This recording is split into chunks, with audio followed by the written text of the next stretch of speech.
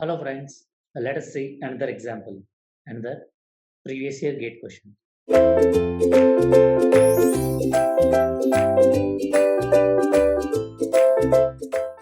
Uh, Read the question first. A long natural slope in an over consolidated clay. That means C value is given, phi value is given, okay, saturated is also given. Is inclined at 10 degrees to the horizontal. Okay, long slope means it is a infinite slope having inclination 10 degrees. Okay, the water table is at the surface. Okay, so water table is at the surface and also seepage is parallel to the surface. So what they're asking, if a plane slip had developed at a depth of 5 meters below the surface, determine the factor of safety. So this is a direct question, right? There is a long slope here, infinite slope. Whatever the inclination, I will be equal to 10 degrees with respect to horizontal. And they have observed that a plane slip is going to fail at a depth of 5 meters.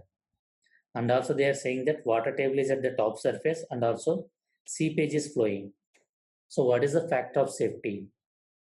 Is it a cohesive soil or non-cohesive soil? C is also there, phi is also there. So it is a C5 soil. It is a C5 soil. What is the factor of safety relation?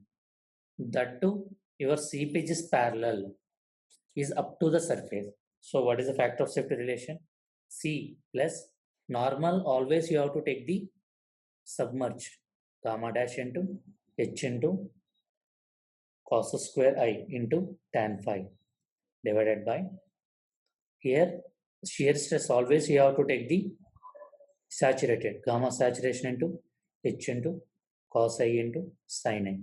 Whatever the C value given, C value given as 10 kilonewton per meter square. Whatever the gamma saturation is given, that will be equal to 20. Let us say gamma W is 10. Gamma saturation minus gamma W, that will be equal to 10 kilonewton per meter cube.